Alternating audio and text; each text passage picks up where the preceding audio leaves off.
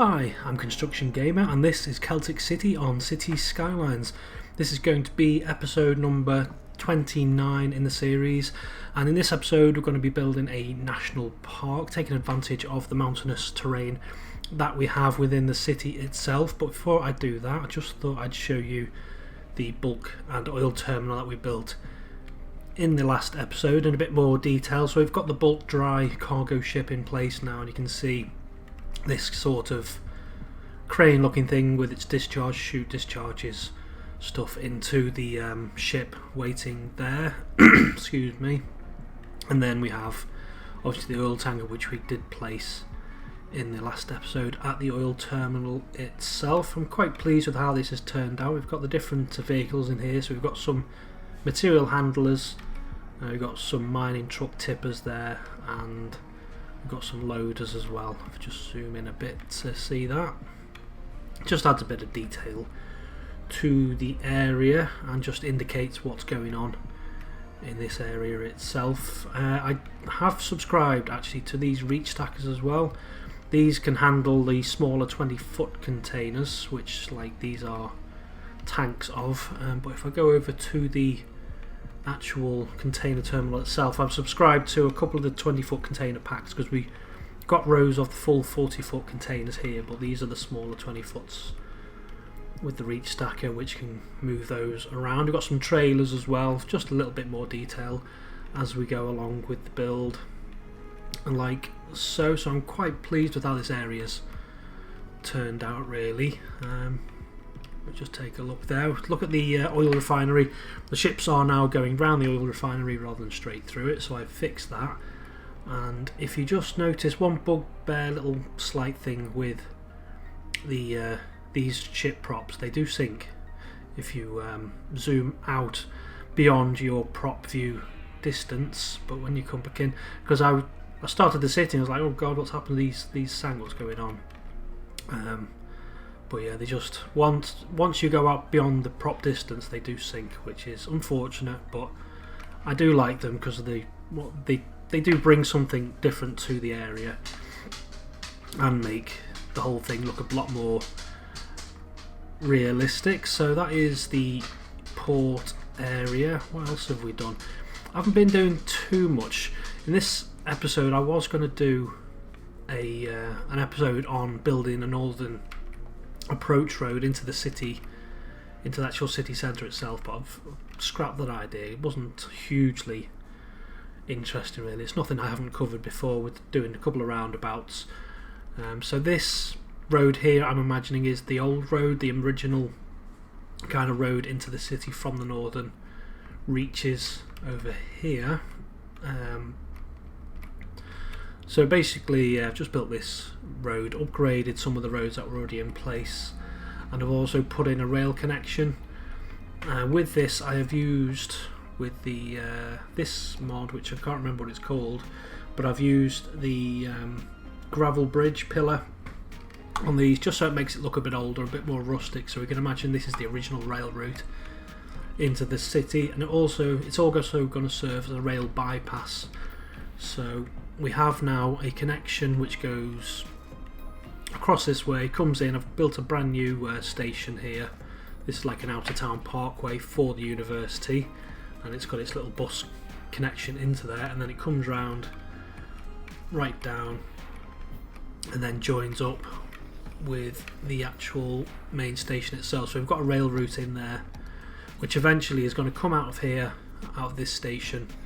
It's going to go around the top, call it the university, and it's going to go into the city centre. So there's a heavy rail route there which links those up. I don't think I'm going to put another station in. I think I'm just going to leave it like that and then boom, straight into Celtic City Central. So yeah, that's what I've been doing. Also, just this area here, I had built this. It was quite built up.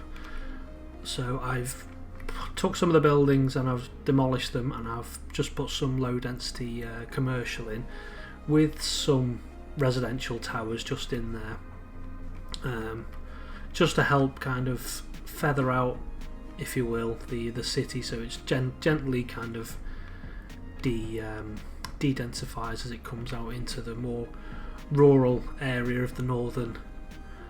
Celtic City North is going to be like a more of a rural kind of area, because it's quite mountainous anyway, so it's not really somewhere you can build a huge amount on. I think I am going to keep and I'm going to use this area, this agricultural area, for an actual farm itself, and have some of the city with more low density residential around it.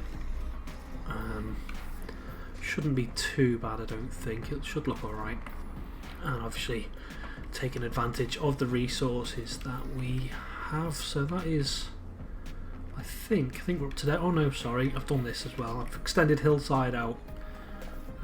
So the hillside zone is a bit extended out. We've got some more of these hill hugging terrace streets as well, which I seem to like building, and they do, like I said previously, they allow you to build on quite steep slopes, which otherwise really you wouldn't be able to build on without looking a bit silly. But these do actually look like real terrace streets that we have, like I said in the previous episode, in the South Wales valleys in particular, but also around the Pennines as well. You do get terrace streets like this hugging the hillside, so I'm quite pleased with how they look. Got a couple of shops here as well, and then obviously we come into then the more densely populated city centre area. So it is starting to all tie in together now. So yeah, that's where we're up to. The actual park itself, I'm going to build on this ridge here, I think. And what the idea is, I want loads of viewing platforms on the actual ridge itself, looking over the city in all its splendour. So I think without further ado, we'll get on and start building the National Park Trail now. Okie dokie, so quite a lot has happened since I recorded this actual footage and getting round to actually doing the voiceover bits. I've had a few system issues, so the intro cine and the outro cinematic, the footage that I originally recorded was unusable in the end for some reason. I think I was just trying to push my system a little bit too much. I mentioned in the previous episode that I want to try and increase the quality of the videos, and I think I just pushed it a little too much for my old computer, but I think I've managed to strike a good balance now that I've figured a few things out. But I've had a cold as well, so I haven't been able to do any voice recording, so finally getting to narrate over the building of this national park, and I think I can remember just about what I was up to. The whole idea is I want this national park to be a park which basically sits atop the mountain range that will sit eventually between North Celtic City and Celtic City Central, and I'm going to extend it as we extend the city. So at the minute we've got this entrance here which is pretty much on the boundary of Celtic City East, and then this path that I'm building, I'm going to have it following the ridge at the top of the mountain all the way along, and it's going to go eventually all the way to Celtic City West, following the ridge on this mountain top here, which is going to generate some quite nice views. The cinematic that I've managed to record in the end looks quite good, I think, in my opinion anyway. I'm quite pleased with how it's turned out. So yeah, that's the idea anyway. In doing so, I'm going to be building a few base camps. So here I'm just building a little base camp which is midway towards the top of the mountain itself. I wasn't going to use too many of the assets actually, because I just wanted this to be more of a park, more of a path than anything else. But you do actually have to have a number of assets within the park in order to get it to level up there to unlock different little assets. So this one here, I'm putting a sort of, like I said, like a base camp at the very bottom of the path, just with some little tents and just the different assets that you get within the Parklife DLC, just to get that attractiveness level up. And the attractiveness level is based on the number of props and things within the actual park area itself. So yeah, I don't think it looks too bad actually, this little park. I'm quite pleased with the little campsite anyway, so the Sims can camp out before they start their trek up the mountain, I guess. Now I'll be using trees and bushes sparingly, I think, on this. I don't want to be using too many, but the smaller bush that I'm using, which I'm just putting in now, is something that came with an asset that I subscribed to. It required this particular bush, and I quite like it.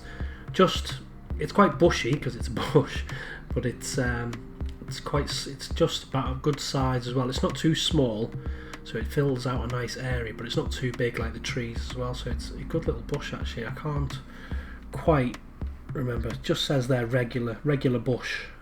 If you're interested, it will be in my assets list, because I have actually in my assets list I've actually subscribed or added every single little asset and prop that I'm actually subscribed to, because as well as having system issues, I've had to, well, I didn't have to, but I decided to upgrade to Windows 10 from Windows 7, because Windows 7 won't be supported from next year.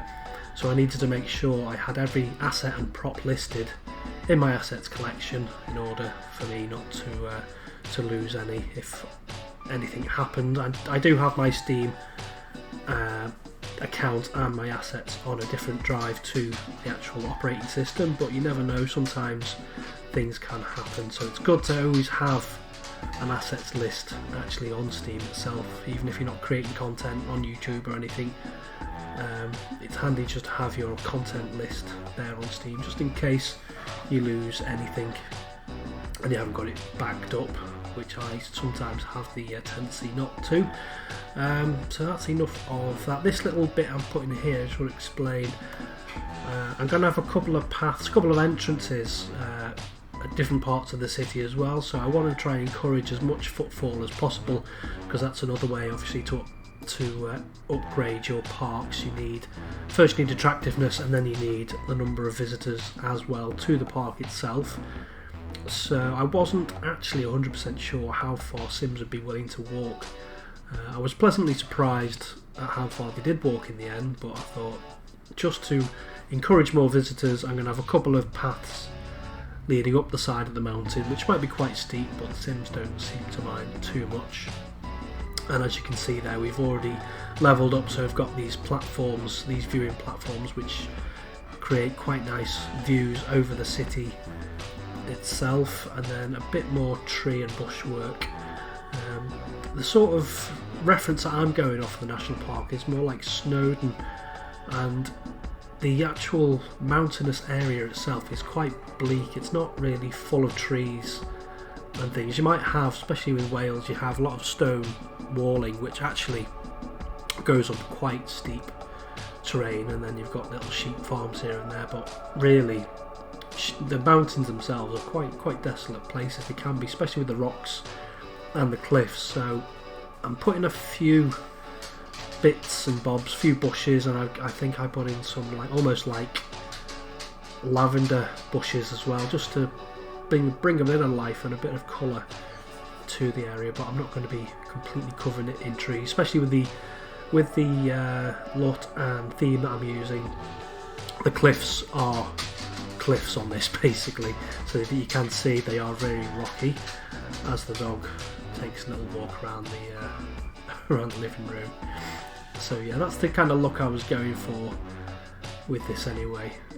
Putting a few plants in, but obviously not too many, just to give the look and feel of the mountain itself. And just putting a couple of assets here and there within the little campsites that I'm building. So the campsites are going to be the main area where all the detail and where all the props and assets are placed. On the subject of trees, actually, one of the things that I've been doing is deleting the standard vanilla trees that came with this map. It is a vanilla map, but I've been deleting the trees and replacing them by these bushy trees. They are actually low tris, but low poly count, but I think they look a lot better than the vanilla ones. They are by PD Elmo, and they are, like everything else, within my assets list on Steam. But yeah, I've been going around deleting trees and then replacing them, but also what Bonbon B would refer to as rock climbing trees, because the actual map is a vanilla map, so some of the textures on the mountain side would have just been like grass, and it wouldn't have been as rocky. So there are some mountain climbing trees which I am deleting and then obviously replacing any areas with these bushy trees as I go along, and some of these bushes as well, just in some of the greener areas where I think there might have be a bit more sort of vegetation going on, then just where applicable really. And then I think a bit later on I come in with what looks like sort of a lavender type bush as well. So yeah, that's one of the things I've been doing as I go along, is just replacing all the trees on the map itself. So eventually all the trees will be the bushy oak and the other one that I have subscribed to.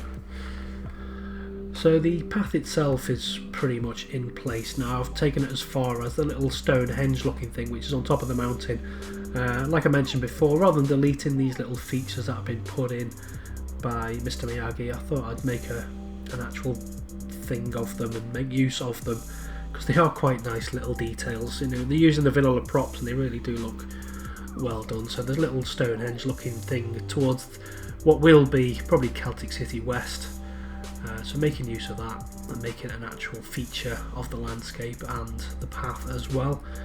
Like I said, these things look a bit like heather, I think that's what they're supposed to be, or something like it anyway, just to add a bit of extra vegetation to the area, which is fitting within the sort of mountainous region. Now we're coming towards the end of this particular build now, so I'll just finish off by saying, if you've got any comments or suggestions, feel free to leave them in the comments below. As I said, I've got my Steam assets list. There's a link to that in the description below, which has got every asset and prop that I've been using on this build so far. But I'm going to leave you with the cinematic now, footage of the little path and some of the Sims taking a walk up the mountainside, and I'm going to leave it there for today. I'm not sure when the next episode is going to be, because obviously my schedule is a bit behind now, but I'm going to try and get onto some sort of schedule, get that back on track. So I'm going to leave it there for today. I'm going to say until next time,